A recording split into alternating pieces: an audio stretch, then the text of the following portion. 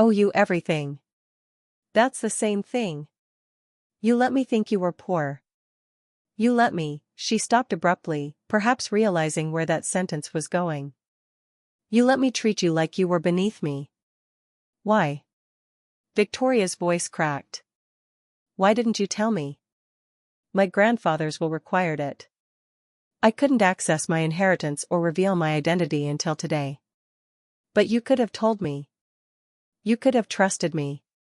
Alex laughed, but there was no humor in it. Could I? Would it have changed how you treated me? Or would you have just performed differently, been nicer while still believing I wasn't good enough? Victoria's face flushed. That's not fair. Isn't it? I heard you, Victoria.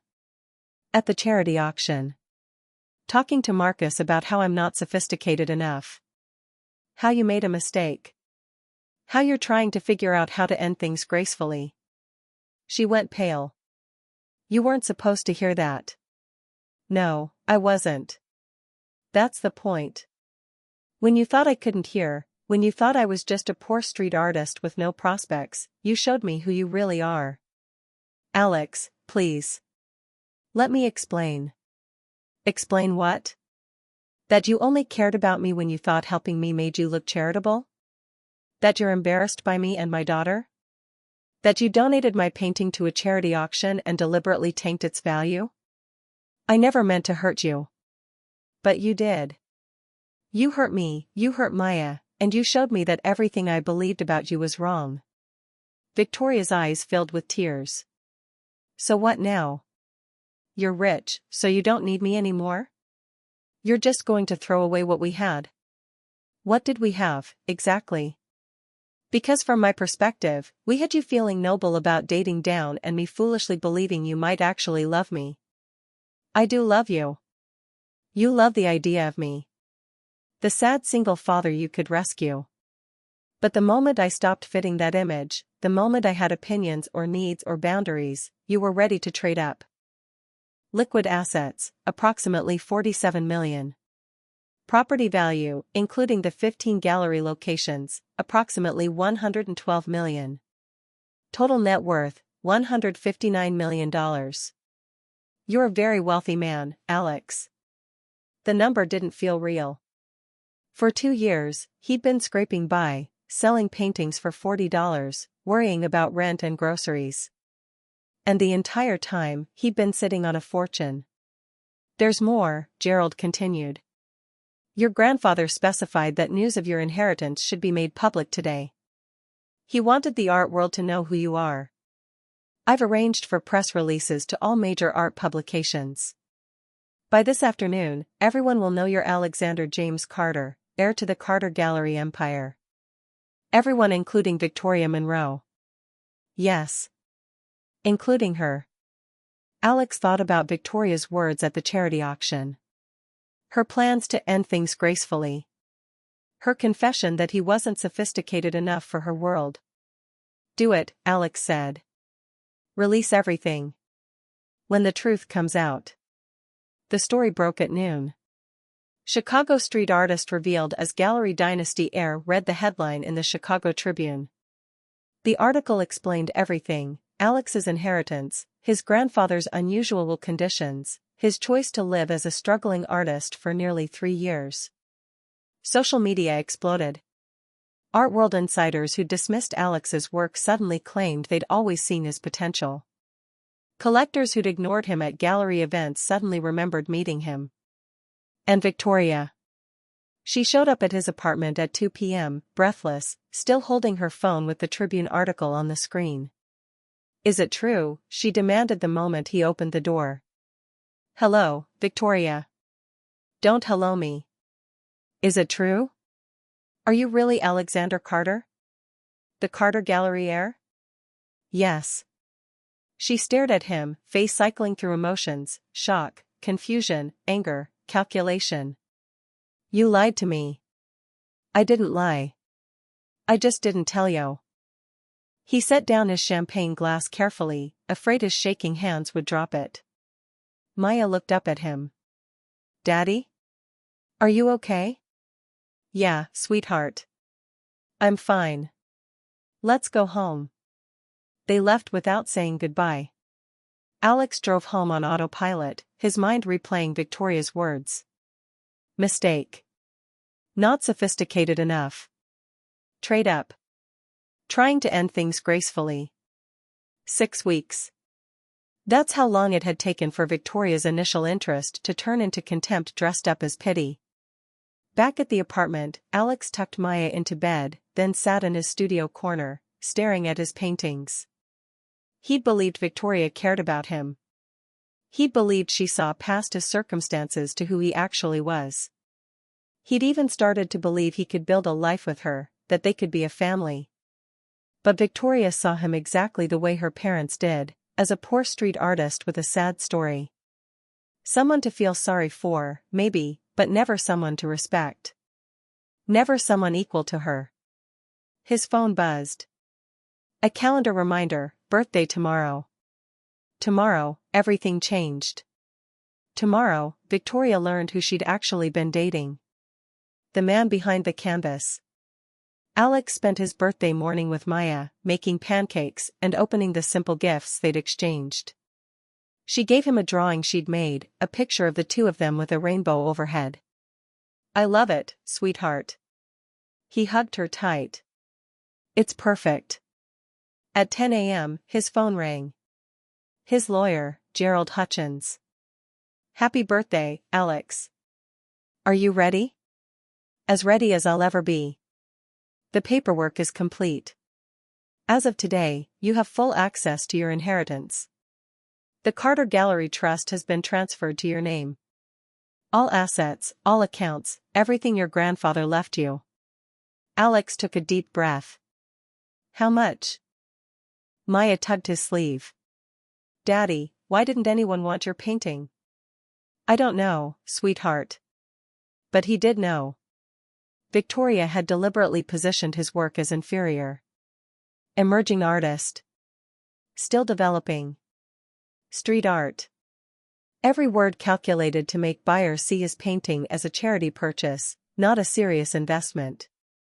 And then Alex understood. This was Victoria's real opinion. Everything she'd said the night of the exhibition, that's what she truly believed. The apologies, the promises, the support, all performance to keep him around while making sure he stayed exactly where she wanted him, beneath her. The final betrayal. After the auction, there was a reception. Alex was ready to leave, but Victoria insisted they stay. You need to network, she said, gripping his arm. Her smile looked forced. Talk to people. Make connections. So Alex circulated, Maya holding his hand, introducing himself to collectors who barely looked at him once they learned he was the street artist. He was getting champagne from the bar when he overheard Victoria talking to someone in the corridor. The voices carried clearly through the open doorway. Honestly, don't know what I was thinking. That was Victoria. Slumming, darling. We all do it sometimes. A man's voice, smooth and confident. Marcus, don't. He's a good person. He's not right for this world. Not sophisticated enough. Not educated in the right things. So why are you still with him? Silence. Then Victoria, I don't know. Guilt, maybe? He's a single father, and I feel bad about realizing I made a mistake. But yes, I know it's not going to work long term. He'll never fit into my life. Not really. You could always trade up. Marcus laughed. I'm available, you know. You're always available, Victoria said, but she was laughing too. And yes, I know. I'm just trying to figure out how to end things gracefully. Without seeming like the bad guy. Alex felt like someone had punched him in the chest. You need to make connections. What she didn't mention was that she'd donated one of his paintings to the auction without asking him. Alex discovered this when he arrived and saw Hope Rising, his most personal work, the painting that had been at the disastrous exhibition, displayed among the auction items. You donated my painting? He asked Victoria, pulling her aside. It's for charity. I thought you'd be happy about it. You didn't ask me. It's my painting. I bought it, remember? I can do what I want with it. The words hung between them. My painting. She'd bought it, so it was hers. His work, his heart poured onto canvas, but her property to dispose of as she pleased. Right, Alex said quietly. Your property. The auction started at 8. Alex stood with Maya in the back of the room, watching wealthy people bid on art like it was a competition. Paintings went for thousands, sometimes tens of thousands. When Hope Rising came up, Victoria took the stage to introduce it. This next piece is by a local emerging artist, she began. Alex noticed she didn't use his name. It's a perfect example of street art transitioning to a more formal style. The artist shows promise, though clearly still developing. We're starting the bidding at $200. $200. For a painting Victoria had told him was extraordinary. For work she'd said was museum quality. The room was silent. No one bid. 200 anyone? The auctioneer looked around. It's for a good cause, folks. Do I hear 200? Finally, an elderly woman in the back raised her hand, looking more charitable than interested. 200. Thank you, ma'am. Do I hear 250? No other bids came. The painting sold for $200, less than Alex had been asking for it on the street. Anything. Your parents. I can't deal with them constantly looking down on me. If we're together, you need to set boundaries. I will. I promise. False promises. For 2 weeks, Victoria tried. She stood up to her parents, telling them Alex's work had value. She invited him to gallery events and introduced him to important collectors. She bought more of his paintings than anyone else, displaying them prominently in the gallery. But Alex noticed things. Small things that revealed the truth beneath her performance. The way she steered him away from the most important collectors, introducing him only to lesser-known buyers. The way she suggested he refine his style to be more commercial. The way she never invited him to the really exclusive events, the private viewings, the donor dinners, the networking opportunities that actually mattered. And Maya. Victoria was kind to his daughter when they were alone, but in public, she seemed almost embarrassed by the 7-year-old's presence. Maybe we should get a babysitter for these events, Victoria suggested before one gallery opening. It's not really appropriate for children. She's my daughter. Where I go, she goes. I understand, but people talk. They'll think you can't afford proper childcare. I can't always afford proper childcare. That's reality. Victoria sighed. I'm trying to help you, Alex. Image matters in this industry. Showing up to events with a child makes you look unprofessional. The words stung because they revealed Victoria's real concern. Not Maya's well-being or Alex's circumstances, but how it all looked to others. The charity auction. 3 days before Alex's birthday, the Monroe Gallery hosted its annual charity auction. Proceeds went to arts education programs for underprivileged children. It was the gallery's biggest event of the year, attended by Chicago's wealthiest collectors. Victoria insisted Alex attend. This is important for your career, she said. Major buyers will be there. The apology tour. Victoria appeared at Alex's apartment the next morning with coffee and pastries. Her eyes were red from crying. I'm so sorry, she said the moment he opened the door. I was wrong. Everything I said last night was wrong. I let my parents get in my head, and I betrayed you. Alex let her in, mostly because Maya was still sleeping and he didn't want a scene in the hallway. Victoria set down the coffee and grabbed his hands. Please forgive me. I love you. I know I hurt you, but I want to make this right. How? Alex pulled his hands away. How do you make right publicly dismissing my work? Calling me a charity case? Agreeing when your father said I'm not good enough? I'll tell them they were wrong. I'll give you a solo exhibition. I don't want a pity exhibition, Victoria. She flinched. It wouldn't be pity. Your work is genuinely good. I meant everything I said about your talent. I panicked when my parents criticized me. I made a terrible mistake. Alex studied her face. She seemed genuinely sorry. Genuinely distressed. I need time, he said finally. How much time?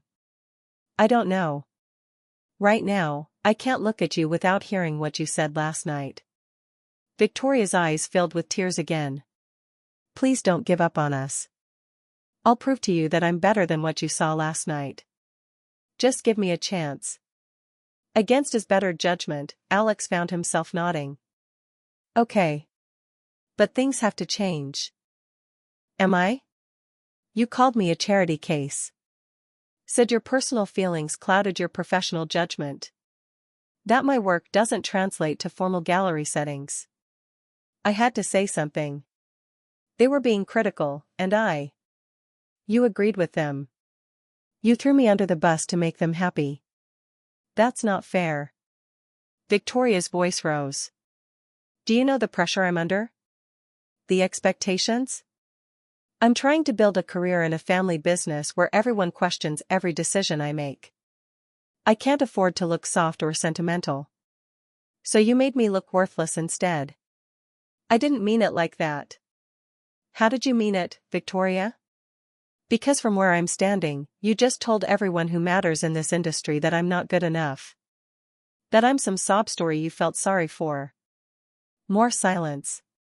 Then Victoria said something that confirmed Alex's worst fears. Maybe we need to be realistic here. You're a talented street artist, but the gallery world is different. It's about connections, pedigree, the right schools. You don't have those things.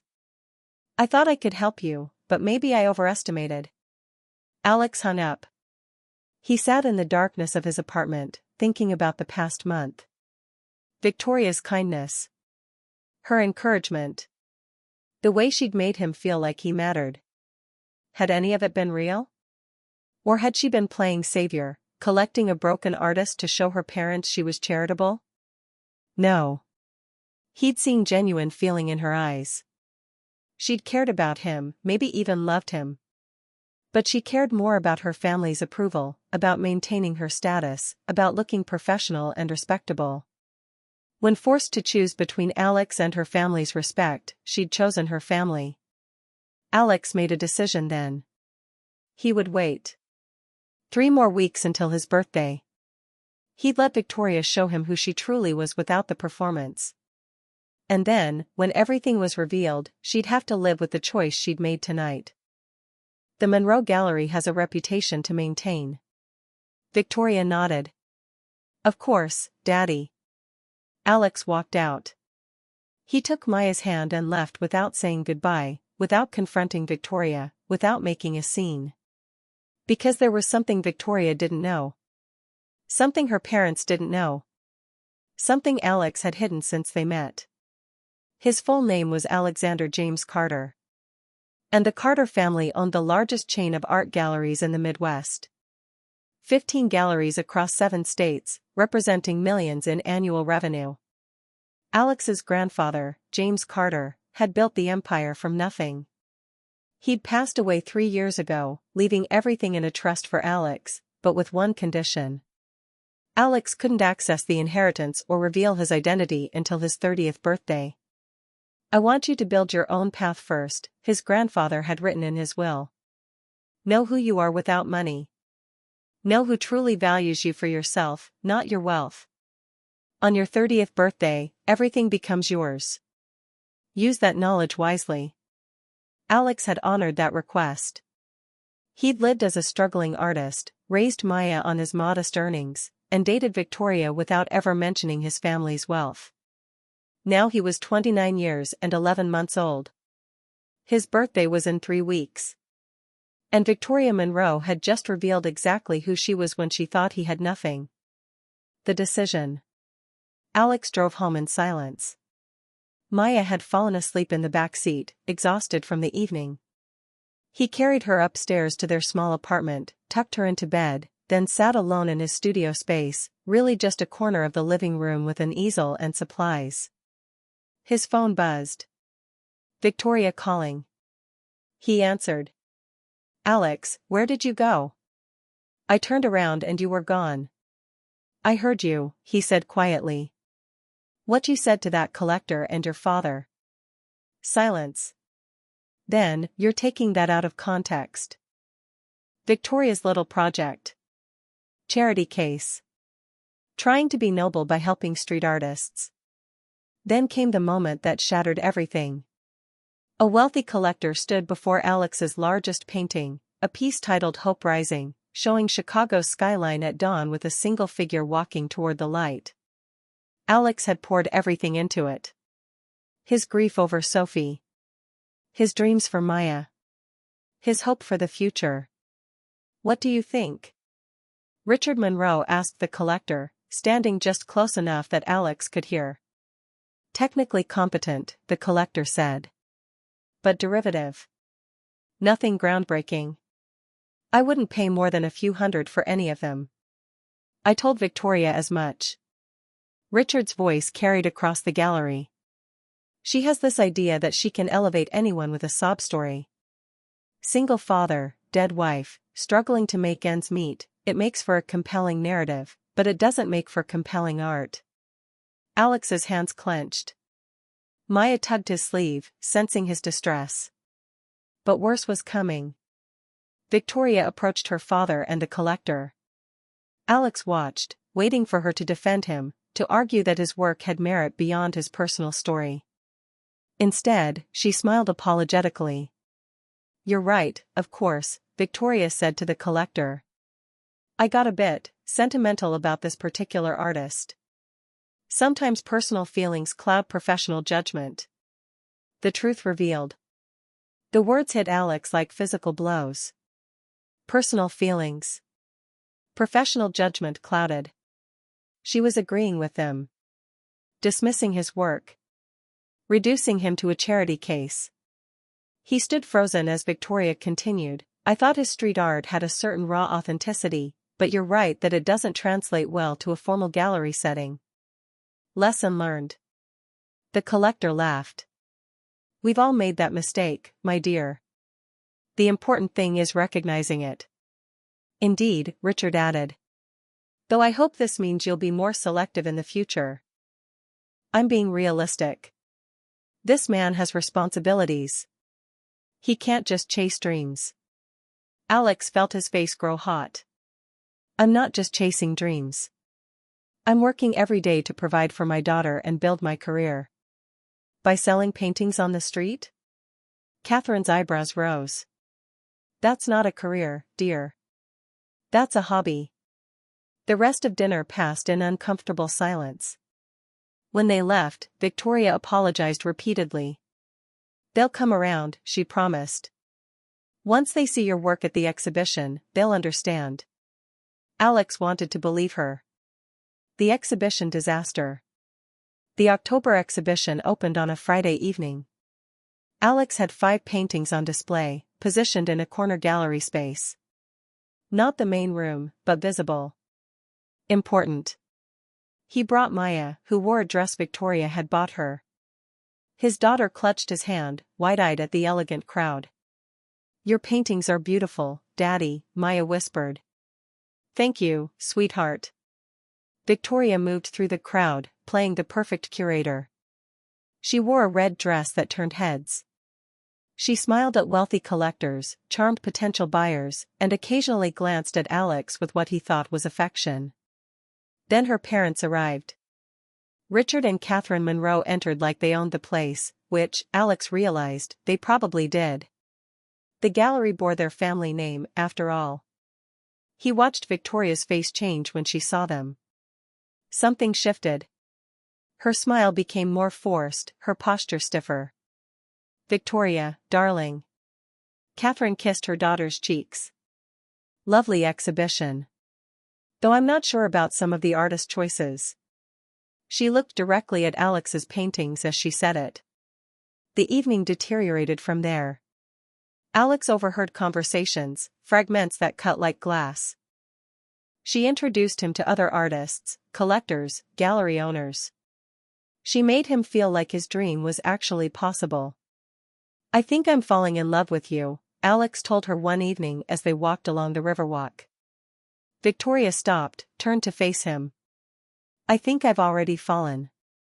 They kissed under the city lights, and for the first time since Sophie died, Alex felt hope. Meeting the family. The problem started when Victoria invited him to meet her parents. The Monroe estate sat in Winnetka, 40 minutes north of the city. The house looked like something from a European castle. Stone walls, manicured gardens, a circular driveway with a fountain. Alex wore his only suit, bought from a thrift store. He'd gotten it cleaned, but it still looked old.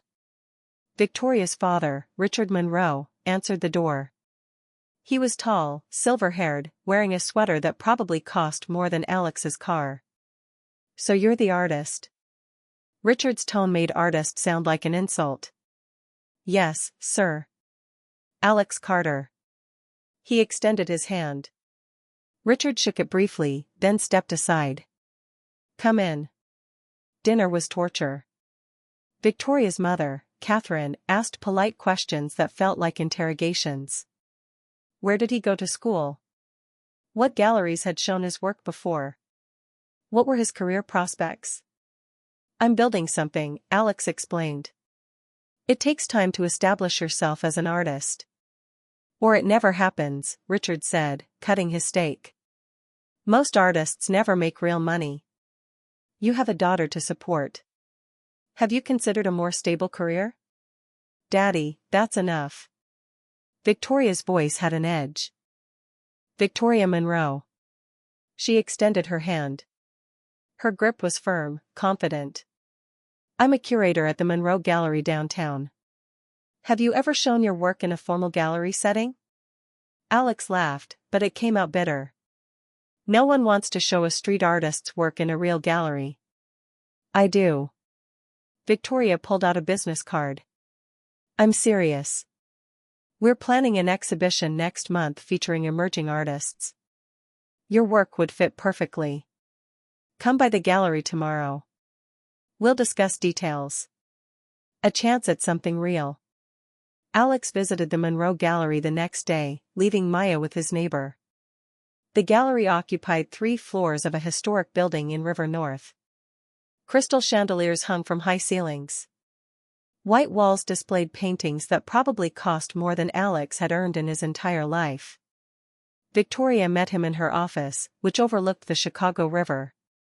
She offered him coffee, which he accepted gratefully, and spent 2 hours discussing his work, his vision, his inspirations. "You're self-taught?" she asked, examining the portfolio he'd brought. "Mostly. I took a few community college classes before Maya was born, but yeah, mostly self-taught." "That's incredible. You have natural talent." Victoria set down the portfolio. "I want to offer you wall space in our October exhibition. Not a full show, but enough to get you noticed. What do you think?" "I think you're either crazy or incredibly kind." She smiled. "Maybe both." Over the next month, Alex and Victoria grew close. She visited his tiny apartment in Logan Square, meeting Maya, who immediately warmed to her. Victoria brought art supplies, expensive ones, telling Alex she wanted to see what he could create with proper materials. The paintings he produced amazed even himself. Colors he'd never been able to afford before. Canvas that didn't buckle. Brushes that didn't shed bristles. Victoria invited him to dinner at expensive restaurants. The street artist's dream. Alex Carter sat on a folded camping chair beside Lake Michigan, his paintings propped against the railing behind him. September wind carried the scent of water and roasted nuts from a nearby vendor. Tourists walked past, barely glancing at his work. Some stopped, admired, then moved on without buying anything. He'd been here since dawn. It was now 3 in the afternoon, and he'd sold exactly one painting. A small watercolor of the Chicago skyline for $40. Enough to buy groceries for himself and his 7-year-old daughter, Maya, for maybe 3 days if he stretched it. "Daddy, I'm hungry," Maya said softly. She sat cross-legged on a blanket, coloring in a sketchbook Alex had given her. Her brown hair fell across her face as she worked. "I know, sweetheart.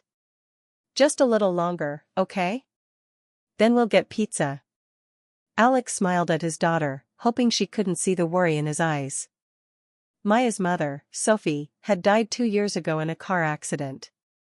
She'd been a nurse, the steady income that kept them afloat while Alex pursued his dream.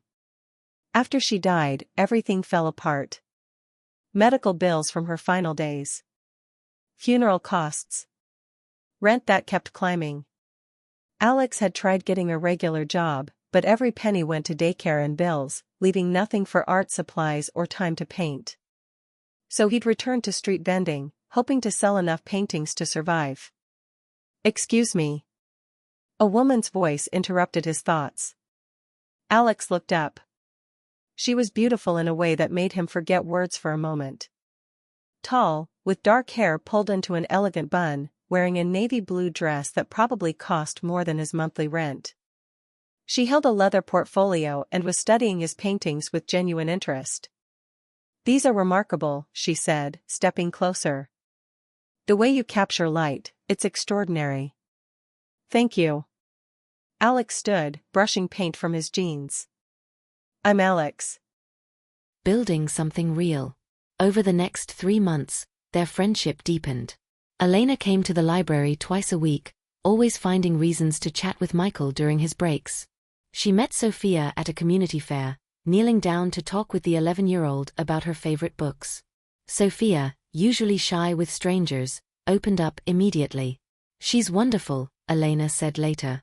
"You're doing an amazing job raising her alone."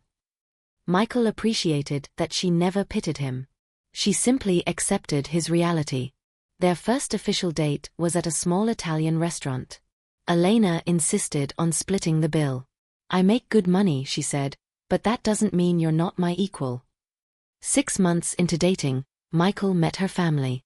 The Montrose estate sat on 5 acres outside the city, a modern mansion with glass walls and sculpture gardens. Elena's father, Richard Montrose, owned a commercial real estate empire. Her mother, Catherine, served on multiple charity boards. Dinner was uncomfortable. Richard asked pointed questions about Michael's career trajectory and income.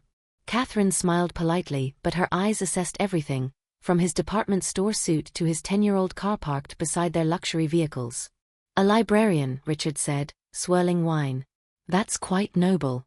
What's the salary range for that profession?" "Dad," Elena interrupted. "Don't. I'm just curious. If you two are serious, these things matter." Michael answered honestly. "I make $42,000 annually. It's enough for Sophia and me." Catherine's expression said everything. It wasn't enough for their daughter. The proposal and the price. Despite her family's disapproval, Elena and Michael's relationship grew stronger. She was different from anyone he'd known.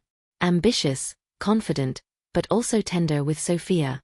She remembered small details, like Sophia's favorite ice cream flavor and which books she'd been waiting to read.